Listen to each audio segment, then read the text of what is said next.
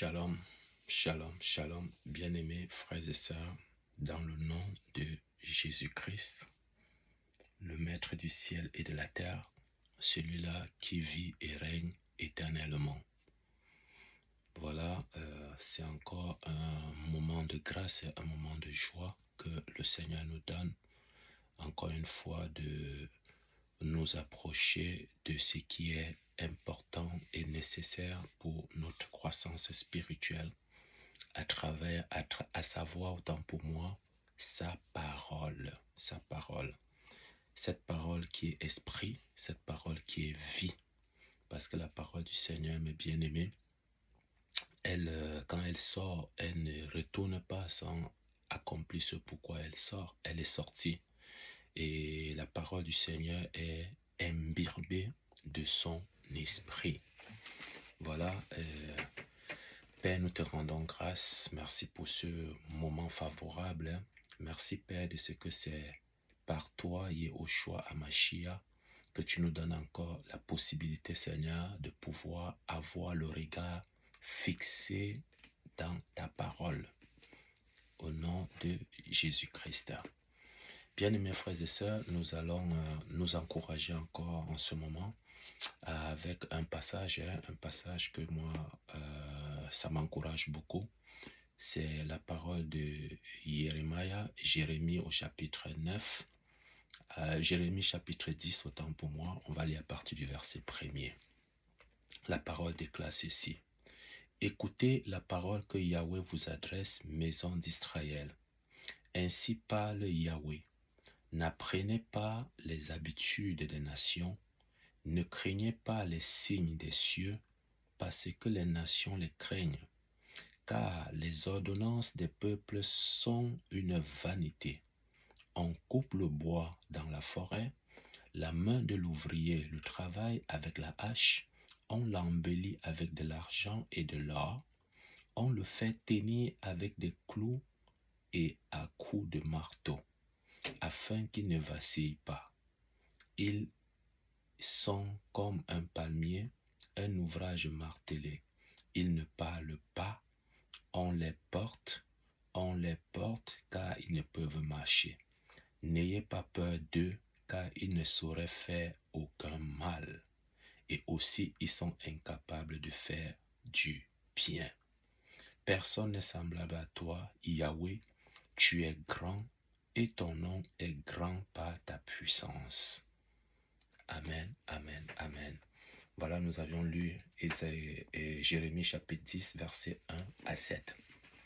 Voilà, bien-aimés frères et sœurs, le Seigneur fait une dénonciation de l'idolâtrie ici. Il dénonce particulièrement l'idolâtrie en Israël. Mais cette parole, ce matin aussi, ou cet instant, dépendamment de quand vous écouterez, c'est aussi une parole d'encouragement pour nous encourager à nous détacher totalement de l'idolâtrie, à ne pas faire de l'idolâtrie notre maillon fort. Parce qu'en fait, comme le Seigneur va instruire, va nous donner, quand dans Exode 20 là-bas, quand il va donner le commandement, il dira, le premier, c'est de l'aimer l'Éternel, ton Elohim, de tout ton cœur, de toute ton âme, de toutes tes forces et de toute ta pensée. Et il dit que garde-toi d'oublier l'Éternel, ton Elohim, qui t'a fait sortir de la maison d'Israël, et que tu n'auras point d'autre devant ses faces. Voyez-vous? Alors il dit, écoutez la parole que Yahweh vous adresse, maison d'Israël. Donc on peut dire, Guy Alain, écoute la parole que Yahweh t'adresse aujourd'hui. Tu peux rajouter ton nom, tu peux rajouter le nom de ta famille, tu peux rajouter le nom de tes enfants. Écoute la parole que Yahweh t'adresse aujourd'hui. Première chose, ainsi parle Yahweh. Donc, écoute la parole que Yahweh t'adresse aujourd'hui. Et après, il dit, ainsi parle Yahweh. Donc, Jérémie dit, il est en train de dire ici que ce n'est pas lui qui parle, même si c'est lui, Jérémie, être humain mortel, que la parole sort de sa bouche, cette parole ne vient pas de lui. Cette parole est rempli du Saint-Esprit, parce que si vous lisez Jérémie 1, comment est-ce que le Seigneur l'a oint, vous allez comprendre que tout ce qu'il va annoncer, la parole qui sortira de sa bouche plus tard, n'est pas son inspiration, n'est pas parce qu'il est allé dans une école de prophètes, n'est pas parce qu'il est fils de prophète. Non, pas du tout. Il a été rempli du Saint-Esprit. Et la parole, le Seigneur l'a rempli à oint sa bouche. Voilà pourquoi il dit, ainsi parle Yahweh. Ainsi parle Yahweh. Donc, quand la Bible dit ainsi parle Yahweh, en fait, c'est une parole qui est certaine. C'est une parole qui est déjà digne d'approbation.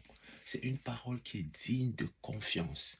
N'imitez pas, n'apprenez pas les habitudes des nations. N'apprenez pas les habitudes des nations. Ne craignez pas les signes des cieux, parce que les nations les craignent. Bien-aimés frères et sœurs, nous sommes dans le monde, mais nous ne sommes pas du monde. Nous avons été jetés dans ce monde, mais nous ne sommes pas obligés de faire comme tout le monde. Voilà, mes frères, le Seigneur nous encourage de ne pas imiter les habitudes des nations. Dans les nations, mes amis, chacun tire la ficelle de son côté.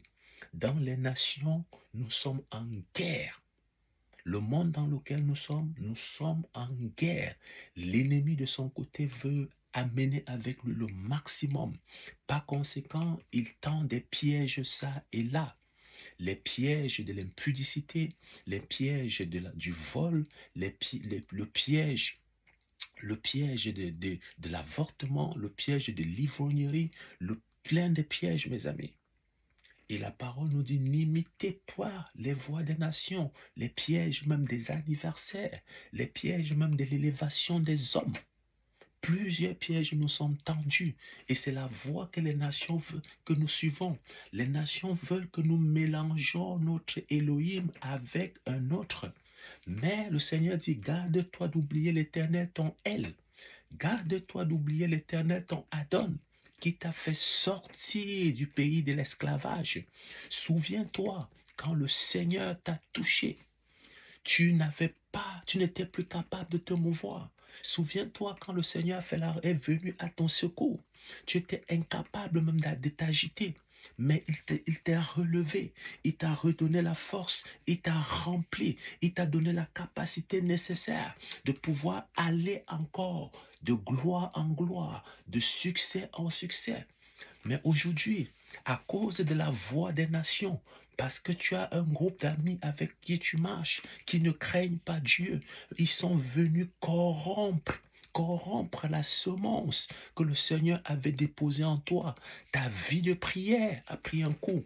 Ta vie de méditation de la parole a pris un coup. Tu ne peux plus jeûner. Tu ne peux plus te concentrer à lire la parole parce que tu es rentré dans un groupe qui ne craignent pas le Seigneur. Tu es rentré dans la compagnie des gens qui ne craignent pas le Seigneur. Et du coup, tu t'es refroidi. Et le Seigneur te dit ce soir, bien-aimé, il te dit ce soir, ma bien-aimée, il te dit en cet instant, mon frère, ma soeur, de ne plus suivre les voies des nations. Où est ta flamme? Où est ta flamme? Où est ton premier amour? Où est passé ton premier amour? Ce moment où tu pouvais dire, Seigneur, tu es tout pour moi. Ce moment où tu pouvais dire au Père, Seigneur, tu es ma raison de vivre. Aujourd'hui, tu as de la difficulté même à prier. Tu as de la difficulté à lire la parole. Tu as même de la difficulté à rendre témoignage du Dieu que tu sais, de l'Elohim que tu sais, d'Adonai que tu sais. Il dit, n'imitez pas les voies des nations, les habitudes des nations. Les habitudes des nations, c'est la fête. Les habitudes des nations, c'est le manger. Les habitudes des nations, c'est le boire. Les habitudes des nations, c'est la fête tous les jours. Ils ne se soucient pas du lendemain. Ils ne se soucient pas de la voix du Seigneur. Ils se disent, mangeons, buvons, car demain nous mourrons. Mangeons, buvons, demain ça sera un autre jour. Le Seigneur te dit ce matin, le Seigneur te dit en cet instant, n'imite pas. N'imitez pas, c'est un ordre. N'imitez pas les voix des nations. Et il rajoute, ne craignez pas les signes dans les cieux, parce que les nations le craignent. Ce n'est pas parce que les nations craignent les signes dans les cieux que toi, tu dois craindre ces signes. La seule qui mérite notre crainte, le seul pour qui nous devons nous présenter dans la crainte et le tremblement devant lui, c'est l'Éternel, c'est Adonai Yahweh, c'est Adonai notre Père, c'est Adonai Jésus-Christ, Yehoshua Mashiach. Voilà pourquoi, bien-aimé, on ne doit pas craindre les signes des cieux. On ne doit pas craindre l'astrologie. Ce n'est pas parce que ton signe zodiaque te dit aujourd'hui, fais attention, que tu dois faire attention, bien-aimé. Parce que ton signe zodiaque n'est qu'une démonstration astrale. Mais celui qui a payé le prix pour toi a payé un prix fort.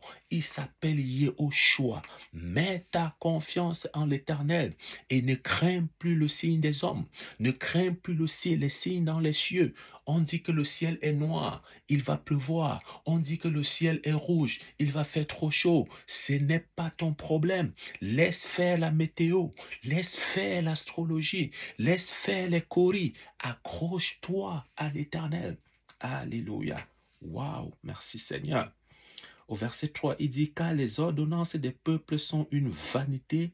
On coupe les bois dans la forêt. La main de l'ouvrier le travaille avec la hache.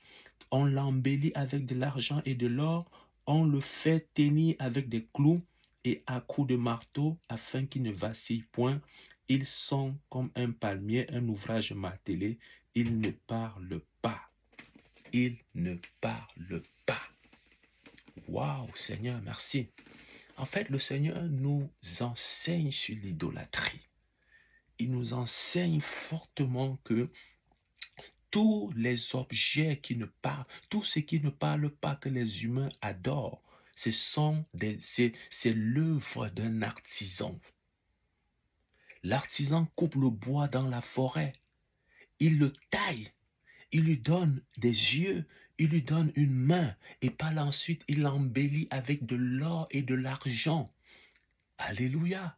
Et à partir de là, il le fixe avec un clou à l'aide du marteau, parce qu'il ne vacille pas, parce qu'il ne peut marcher. Ton secours ne peut pas venir d'un objet immobile, bien-aimés frères et sœurs. Ne t'appuie pas sur le petit morceau de bois qu'on va appeler le signe de croix. Ne t'appuie pas sur cette statuette qu'on va appeler Marie ou bien la reine des cieux, ou que les Éphésiens appellent Diane, la reine des Éphésiens.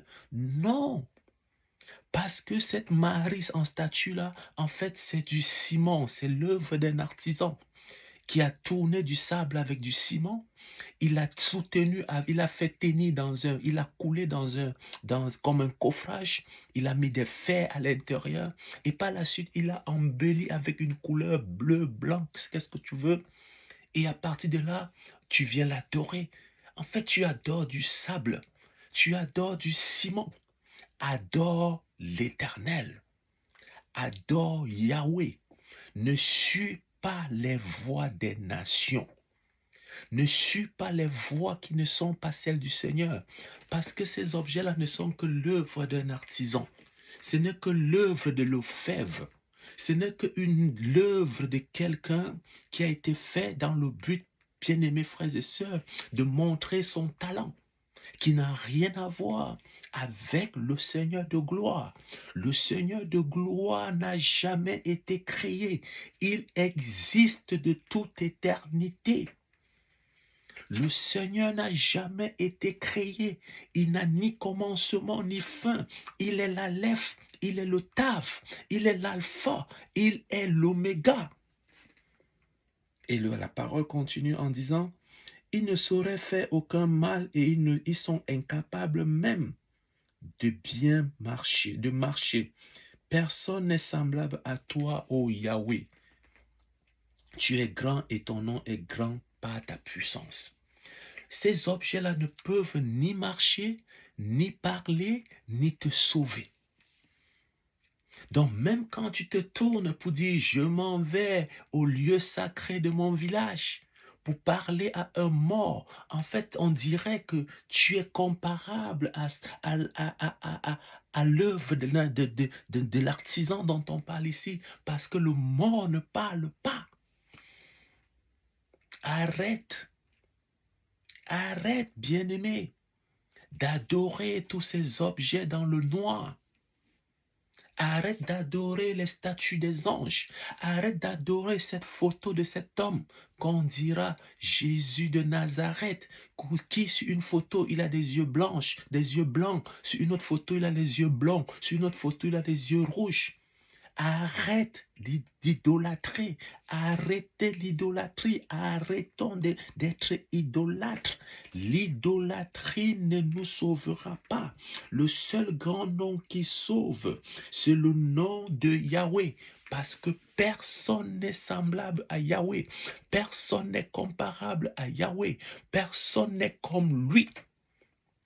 Yahweh est le seul et l'unique sauveur. Et hors de lui, il n'y en a pas un d'autre. Et il n'y en aura pas. Voilà pourquoi, bien-aimés frères et sœurs, dans le nom de Jésus-Christ, je nous encourage à avoir ce grand nom, le nom grand et puissant qui nous a été donné il y a plus de 2026 ans aujourd'hui. Le nom de Jésus-Christ, le nom grand et puissant qui nous a été donné parce que la parole déclare qu'à la mention de son nom, tout genou fléchit et toute langue confesse qu'il est Yahweh. Mes bien-aimés, quel nom as-tu reçu? Quel nom as-tu reçu? Sur quel nom te réfères-tu?